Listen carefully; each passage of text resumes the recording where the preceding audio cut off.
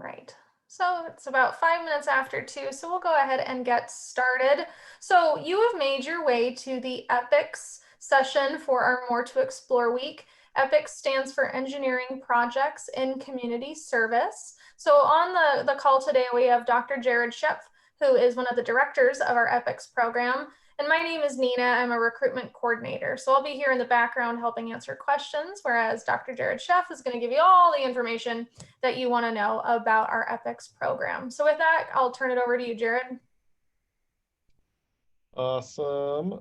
Welcome, everyone. Hold on, getting the slides ready.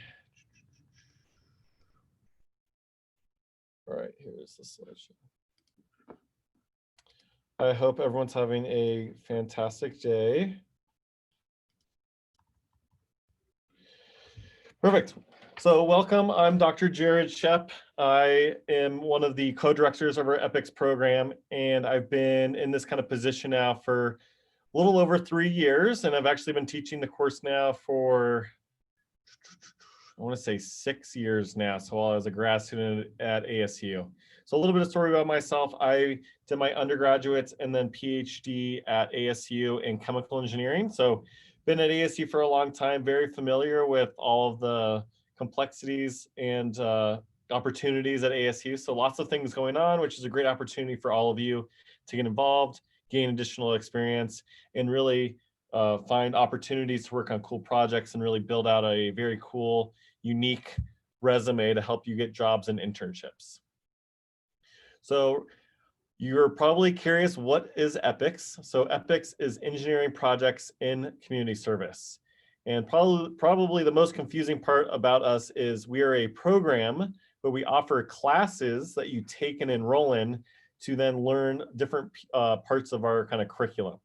So a lot of students always ask, is it a club or is it some event type thing? It's not either of those. It is a class that you take and you enroll in that class. And we'll talk more about what the differences are between the different classes. But ultimately what you're doing is you are working on a hands-on application-based project, gaining hands-on experience to then help the community. So our formal definition, which I kind of said in my own words, which is an engineering design-based service learning and social entrepreneurship program that incorporates the engineering and human-centered design processes in providing solutions to real-world problems facing society. So first off, we do say engineering design based. So we primarily have engineering students in the program. However, we do recognize the fact that for a lot of our projects, there are other key technical requirements or skill sets that we need that aren't particularly taught in engineering. So for example, if we're working on a project with the Phoenix Zoo, students who have backgrounds in zoology and maybe biology might be better fit for some of the complexities as it relates to part of the project. The next thing you'll notice is design based, which simply means we're designing some type of solution. So when you think about engineering, there's kind of two spectrums of engineering. There's the design side and then there's the analysis side. So typically with design, it means you're taking things that already exist and figuring out how to bring them all together towards one kind of final deliverable. When you're thinking about the analysis side, you're usually trying to investigate something that hasn't been really tried before, trying to figure out what pieces are the main components to this, and then analysis can then incite the future design, so the application of that research. The next piece of our definition here is talking about social entrepreneurship. I'll kind of intertwine that in there a little bit, but we're very much focused in on the delivery of our solutions to our community partners, which I'll talk about as I get to the society piece here. And then we use what is called the human-centered design process. So we are designing for people. So you could argue that almost all engineers are using a human-centered design process.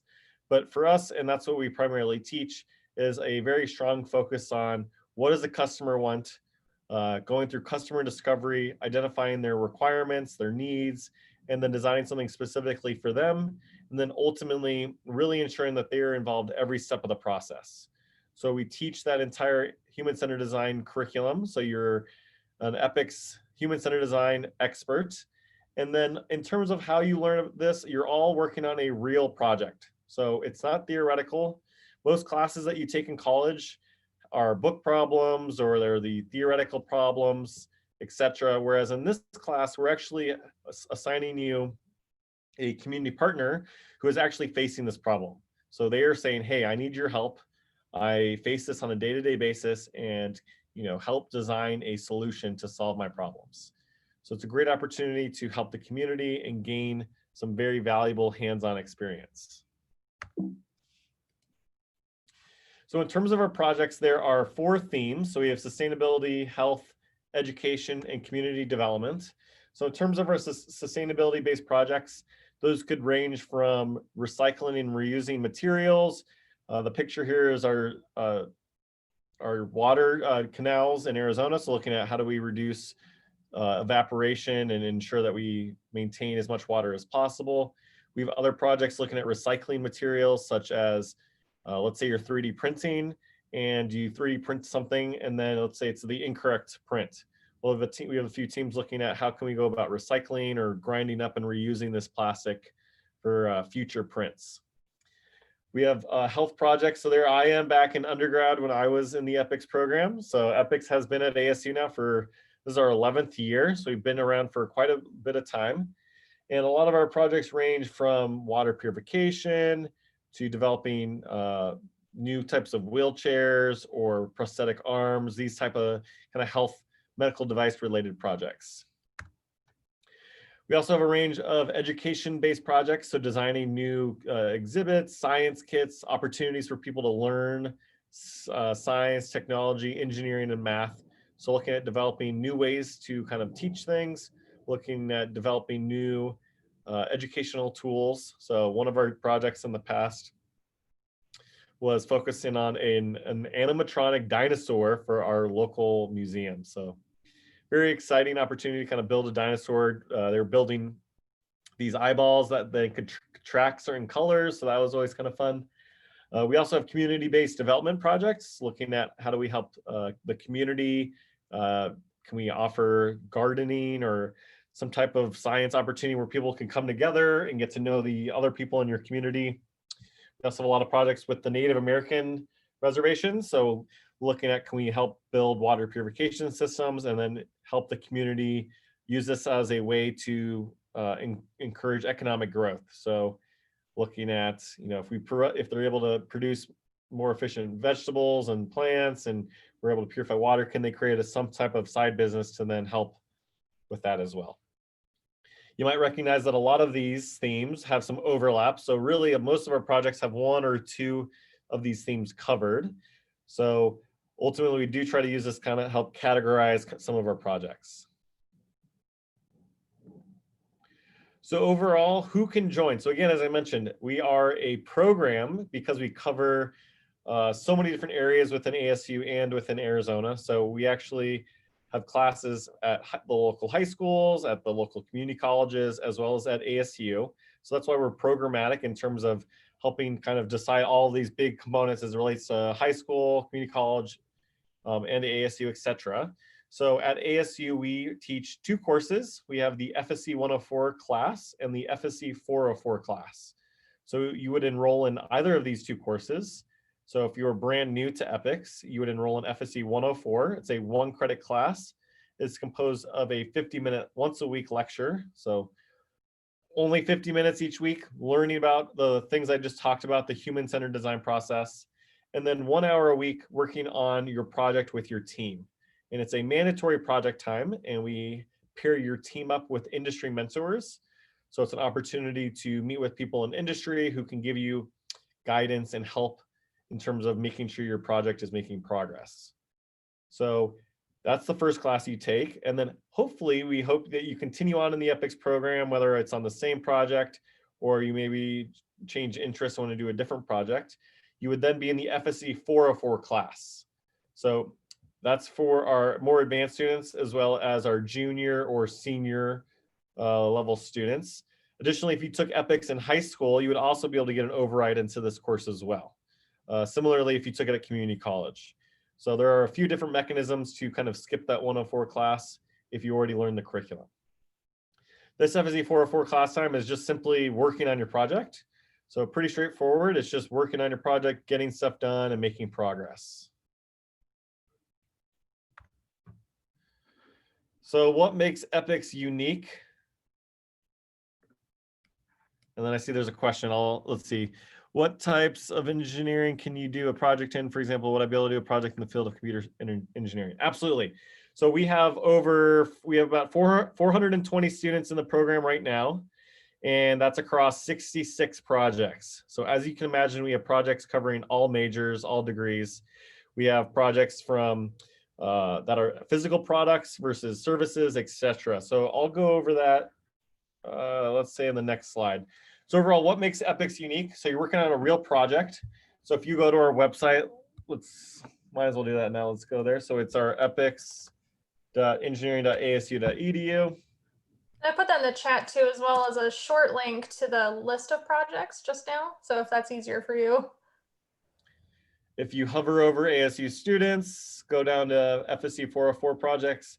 So all of our projects are considered 404 projects, which means if you're a 104 student, you're brand new to EPICS, you can join any project. So anyone can pretty much join any of the projects. So if you go to our website, which is currently being updated, but you can go through and click on any of these projects and learn all about the project. So this is our project list from spring of 2020. So we're getting updated for fall. It takes quite a bit of time. And then we'll be updating it for spring 2021. But we have projects for all majors. So we have aerospace, computer science, electrical, chemical. Every specialty is covered. We have tons of projects that are, let's say, water purification, but we need a electrical engineer to help with designing of sensors. So how can we make this autonomous? Are there implementations of Internet of Things? And then, of course, we need computer science to help code and program those sensors as well to then capture the data, analyze the data, and then send it back to you so that if you're working on a project that is far away, you're actually able to analyze that data. So all of our projects are real. So what I like to tell my students is you can essentially write this as an unpaid internship on your resume.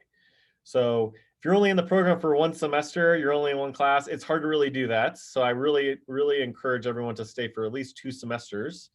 And that's so that you're able to then go through the entire cycle of a project. You're able to understand what is the problem. You're able to work with the community partner to understand the problem. And then the next phase is kind of that prototyping. So if you're in EPICS for one semester, you'll probably only get to kind of the preliminary pieces of prototyping. You might make some stuff out of wood or cardboard or very simplistic. If it's a computer science-based project, you're probably doing some, entry-level programming type stuff to get stuff done. But it isn't until your second semester do you really create something that you can go to an employer and say, hey, this is what I made for this community. So that's why I encourage people to stick around for 2 semesters to really be able to build out this resume item. Of course, also we want to help the community. So it's hard to really do anything in 1 semester. So we encourage you to stick around to really make that impact for them. The next piece is each team is assigned an industry mentor for the entire semester. So probably one of the best opportunities to really understand what is it like to be in industry, what are the skill sets that I need to build. I tell this to all of my students across all of my classes. If you think you can just go to college and take your classes and then graduate with a GPA and get a job, you're really not setting yourself up for success. You need to be doing outside extracurricular activities to really ensure that you do get a job when you graduate. You need to join a student org, you need to join EPICS, on research projects through Fulton Undergraduate Research Initiative or Grand Challenge Scholars Program. You have to do something. I always say EPICS, I'm biased, but I think today I'll convince you that ours is probably one of the better opportunities across all of the other programs. And that's because we really kind of do a full spectrum of support. We have real projects. So you can really say this is a volunteer engineering project. We have industry mentors to help guide you along the process. They're able to help you review your resume. They're able to help you build skill sets that you might not have identified as necessary through your core classes. All of our projects get between $300 to $500 for initial stage prototyping. And then some of our projects will provide $5,000 for them to deliver their projects. In terms of our advanced teams, so our teams that have been working on their project for 3+ semesters, roughly 30 to 50% of them win grant funding. So we're helping them win grants. Great opportunity to put something on your resume. And then, of course, if you're winning a $5,000 to $10,000 grant, you're able to truly deliver and install your solution. So you're not only going to tell the employer, hey, I helped the community, but I actually built, designed, and installed this, and this is the impact I made. We also offer skill sessions. So these are taught by our industry mentors. So we essentially ask them, what do you wish you learned when you were in college? And they then teach that for an hour to our EPICS students. In terms of our workload, so our EPICS courses are 1 or 2 credits. So FSD 104 is a 1-credit class. If you are a Barrett Honors student, it is automatic honors credit. So there's no honors contract. Automatically counts as honors. For FSC 404 class, for the majority of engineering majors, it will count towards your requirement of a upper division technical elective. So it does help you graduate a little bit sooner, or I guess on time in that sense. For our FSC 404 class, you can take it as a 1 or a 2-credit course. If you take it as a 2-credit, those skill sessions become required versus optional in the other scenario. And then you're able to actually make that impact for the community. And then we kind of have this internal built kind of student mentor, mentee program where our advanced students are kind of helping mentor our fresh incoming students. So I already said pretty much all of these, but to kind of reiterate, you're building technical skills and soft skills. So you are presenting your project, you're learning how to articulate it to industry, to reviewers. So a very strong skill set that a lot of engineers don't typically learn in their traditional courses. So something that frequently at the career fair, the industry people explain to us, hey, we noticed your EPICS students are really great at presenting. And that's because every semester our teams are presenting quite frequently and they're really building that skill set. As I mentioned, this program really helps students get that first internship or helps them get a job because they're able to add this kind of real world experience to their resume. If you earn 3 credits, majority of engineering programs count it as an upper division technical elective. If your program happens to not count it, we can file the 1-pager to petition for it to count. Overall, I think the program is extremely fun. You're able to meet a lot of new people, you're learning a lot of new skill sets, and you're really getting to see the impact that you're able to make for your community partner. Lastly, if you did not hear enough about all the amazing things, we do actually offer one of the very few study abroad opportunities within engineering. So right now it's kind of on pause. We actually were approved to go to Vietnam. So our program goes to Vietnam. We were approved to go in December, but we did not get enough enrollment. Surprisingly, Vietnam is I think it's actually the best country in the world for managing COVID.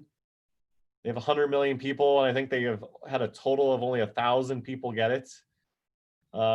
So the real question isn't, is it safe to go there? It's really more of, are they going to allow us to go there? But anyways, it's a 10-day study abroad. So there's 2 different types of study abroad, just for your own kind of personal knowledge.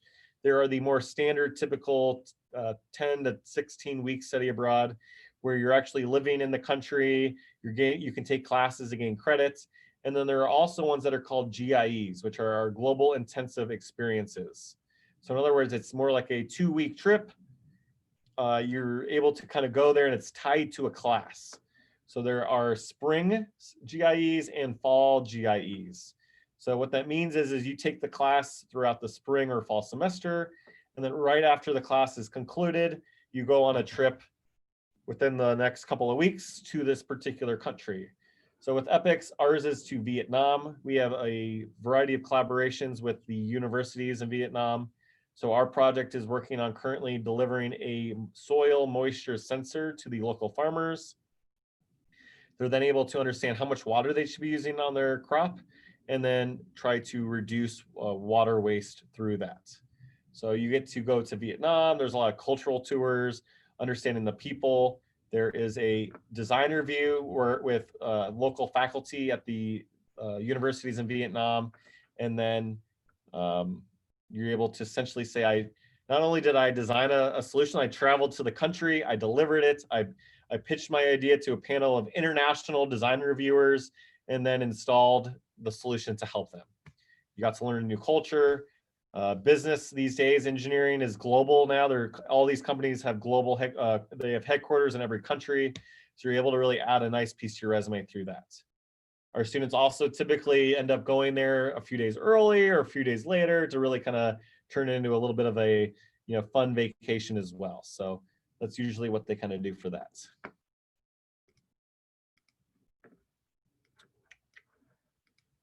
So that kind of wraps up the entire